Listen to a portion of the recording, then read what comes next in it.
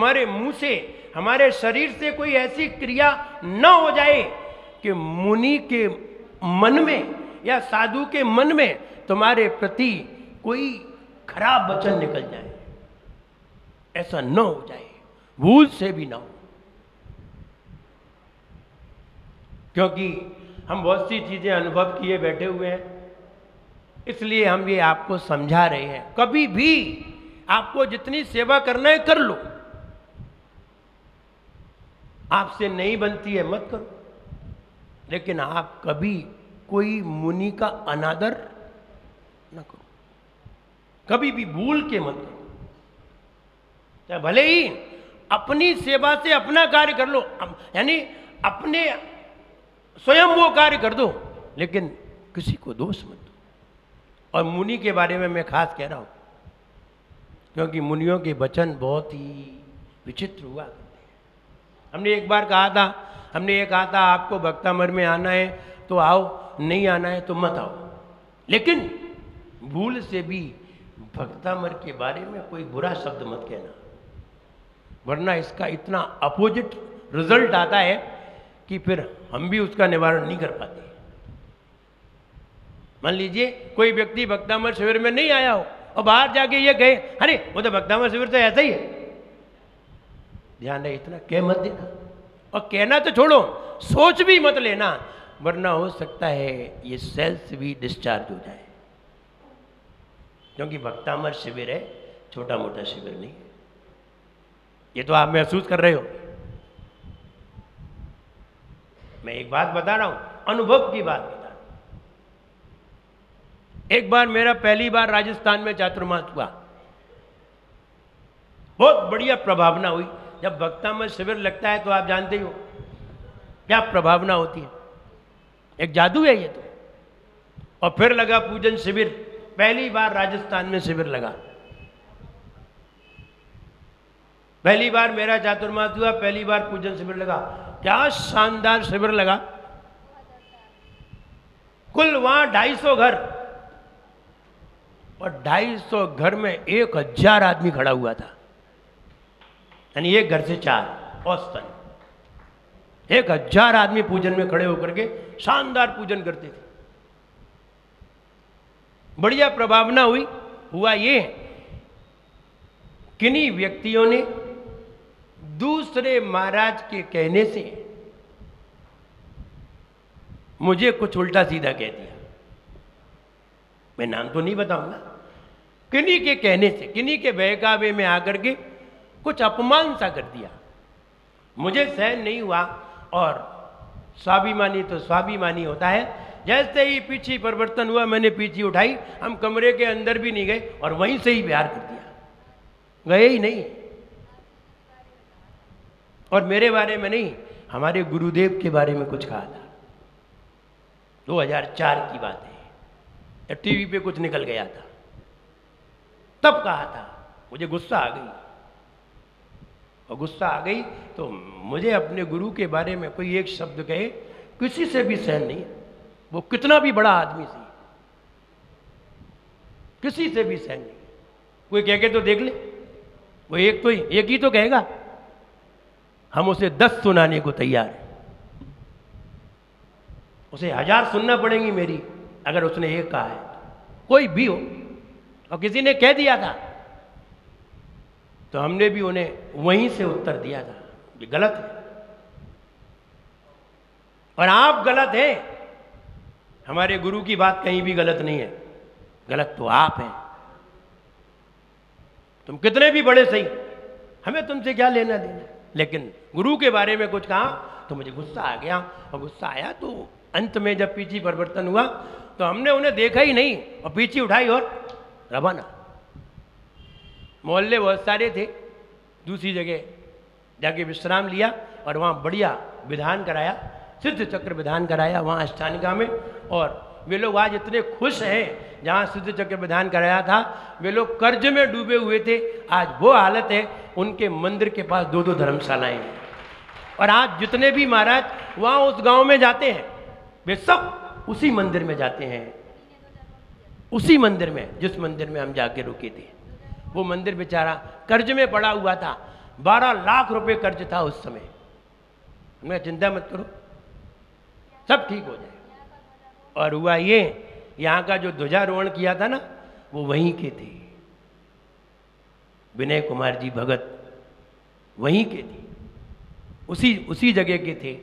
और उनको हमने धीरे सांत्वना दी और उन्होंने वो कर्ज भी मिटा दिया और 2 धर्मशालाएं खड़ी कर दी, संत भवन बन गए उनके। तो कहने का मतलब ये है, जहाँ गुरुओं का आशीर्वाद होता है वहाँ क्या नहीं हो जाता, फलता फूलता चला जाता है। ये भी संत भवन, ये भी ऋषभ भवन दिखाई दे रहा है, ये कोई गुरुओं के आशीर्वाद से ही है।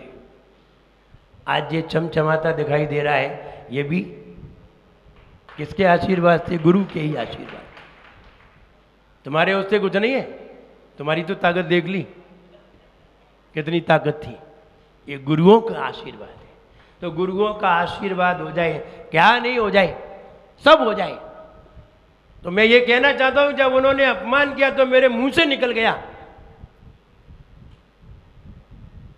बोले महाराज वो मंदिर में चलो। मैंने कहा नहीं, अब उस मंदिर में नहीं जाएंगे।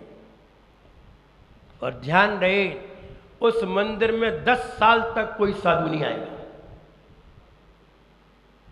और आज 14 साल हो गए, किसी साधु का चातुर्मास नहीं हुआ उस मंदिर में। कहने का मतलब, मुनियों के वचन कहीं धोखे से निकल ना जाए, तुम कहीं ऐसा अपमान न कर दो कि उनके मुंह से वचन निकल जाए और कहीं साकार हो जाए।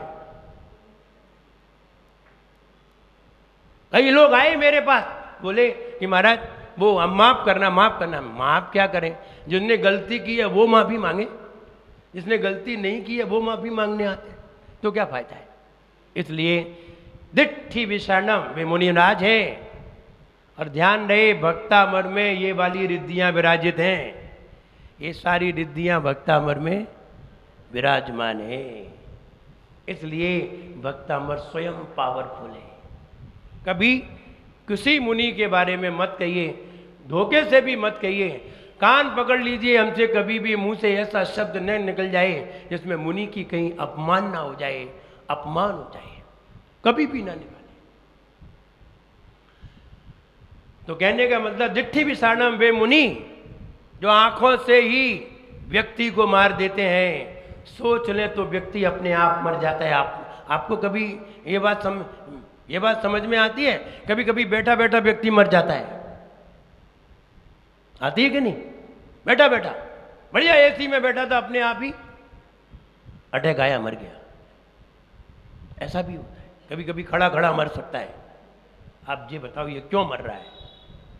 कहीं ना कहीं इस व्यक्ति ने कहीं ना कहीं साधुओं की कहीं ना कहीं आलोचना की है, और उसका जैसे ही रिजल्ट आया तो इसे खड़े खड़े जाना पड़ा, चाहे साधु की नजर पड़े या ना पड़े। हमने बताया, नजर पड़े ये जरूरी नहीं है, अगर वो तुम्हारे बारे में कहीं सोच भी ले तो भी तुम गए। इसलिए भूल से भी साधु की आलोचना न हो तो प्रशंसा, हो तो सम्मान। वो कहते हैं, इस जन्म में ना सही पर भव में मिलता है, अपनी अपनी करनी का फल। मान लीजिए आपने आलोचना की और यहां आपको उसका रिजल्ट नहीं मिला, तो क्या आप बच गए? चलो अगले जन्म में चलो, वहां देख, बच थोड़ी गए। इसलिए हमें ऐसा कार्य ही नहीं करना चाहिए जिससे हमारी हानि हो। इसलिए दिट्ठी विषाणम वे मुनि महाराज विदेश क्षेत्र में विराजमान है। अगर किसी को देख लें तो अमृत बरस जाता है, और अगर गुस्सा आ जाए तो वो व्यक्ति खड़ा खड़ा मर जाता है। वे मुनि महाराज विदेश क्षेत्र में विराजमान, उन मुनि महाराज को मेरा प्रणाम हो। ध्यान रहे, हम मुनिराज को प्रणाम नहीं कर रहे हैं, हम उनकी शक्तियों को प्रणाम कर रहे हैं। शक्ति जिसमें है, इसलिए उन मुनिराज को प्रणाम हो रहा है। हम पत्थर की प्रतिमा को प्रणाम नहीं करते, हम गुणों को प्रणाम करते हैं। बस गुण उसमें डाले गए हैं, इसलिए पत्थर की प्रतिमा को प्रणाम हो रहा है। हम इस शरीर को प्रणाम नहीं करते, हम उस आत्मा को प्रणाम करते हैं जिसने रत्नत्रय धारण किया है। हम रत्नत्रय के आराधक हैं, रत्नत्रय को प्रणाम करते हैं, लेकिन जिस आत्मा ने रत्नत्रय धारण किया है वो इस शरीर में है, इसलिए इस शरीर के चरण छू लेते हैं।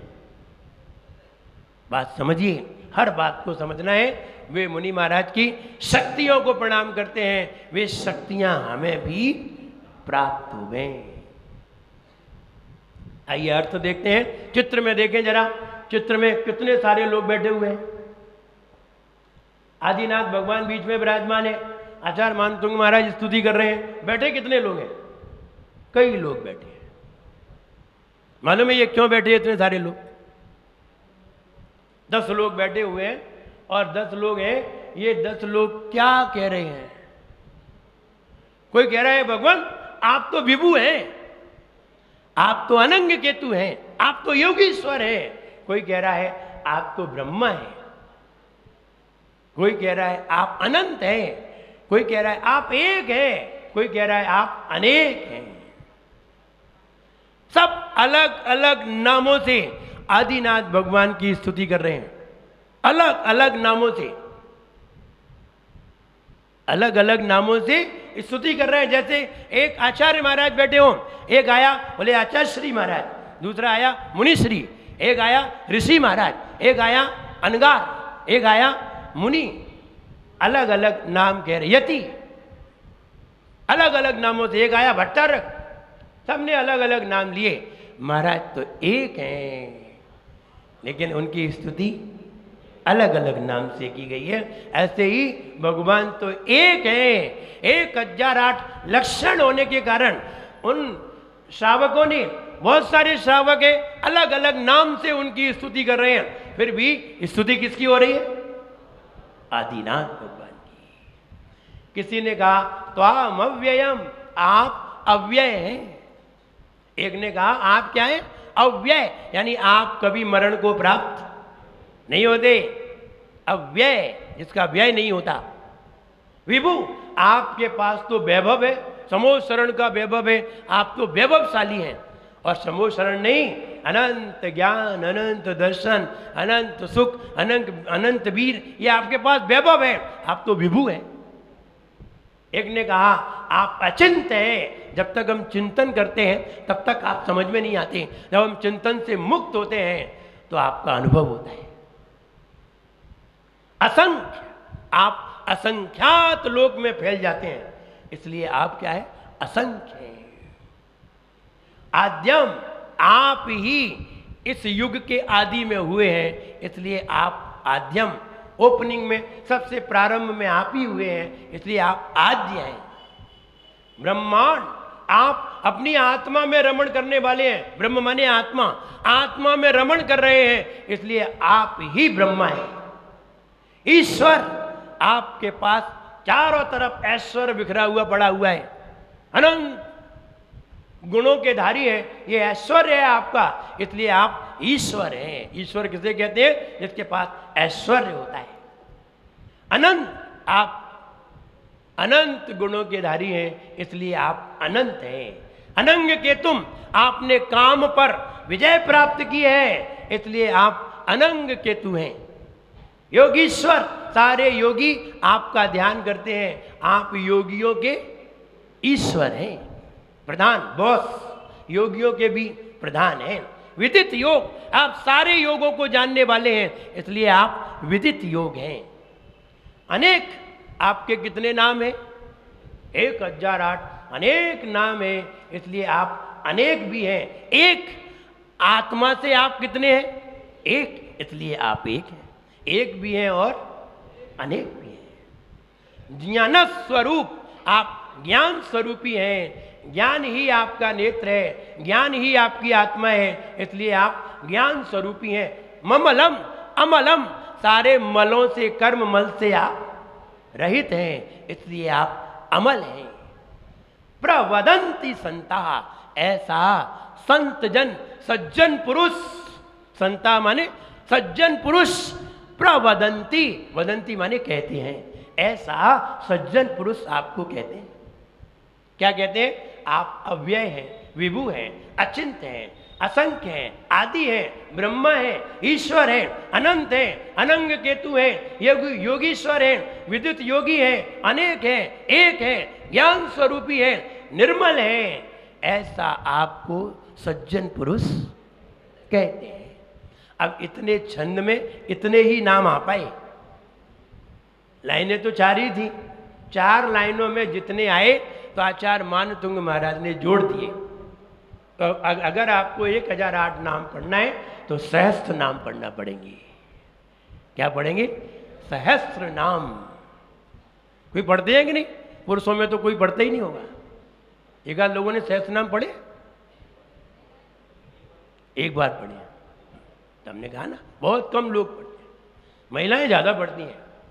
महिलाएं बताएं कितने लोगों ने सहस्त्र नाम पढ़े? देखो देगा, महिलाएं ज़्यादा पढ़ती हैं, इसलिए महिलाएं समझदार होती हैं। माता जी रोज पढ़ती हैं। महिलाएं समझदार होती हैं, आदमी समझदार नहीं होता। आदमी समझदार नहीं होता, ज्ञानी होता है लेकिन समझदार नहीं होता। महिलाएं ज्ञानी नहीं होती लेकिन समझदार होती है। बताओ, कीमत ज्ञान की है कि समझदारी की है? समझदारी की है। इसलिए आदमी कहीं भी जाए तो कीमत नहीं होती और महिला जाए तो कीमत होती है। विचार करो, कीमत होती। आदमी अकेला जाए, किसी के घर में जाके रुके, कोई नहीं ठहराएगा, ये हमारे में जाओ, मैं जगह नहीं, धर्मशाला में ठहरना। और अगर पत्नी साथ में, हाथ तो रुक जाओ। आया कीमत किसके साथ हुई? पत्नी के साथ। तो कहने का मतलब, महिला समझदार क्यों है? महिला इसलिए समझदार है कि आदमी उद्दंडता में उतावला हो जाता है, महिलाएं कभी उतावली नहीं होती, समझदारी से काम है। लेकिन आदमी ठोक ठाक के रख देता है, जो कुछ कहना है हाल कह देता है। महिलाएं नहीं कहती, छुपा लेती हैं। तुम कोई चीज़ रख जाओ महिलाओं की, तो छुपा के रख लेंगे, और तुम 2 साल बाद मांगो तो निकाल के दे देंगे। संभाल के रख। आदमी कमाता है लेकिन महिलाएं संभाल के रखती हैं। आदमी को ख्याल नहीं रहता हमारे पैसा कहाँ गए, और आदमी की जेब से रोज निकाल लेती हो, और आदमी को भी मालूम है कि कौन निकालेगा।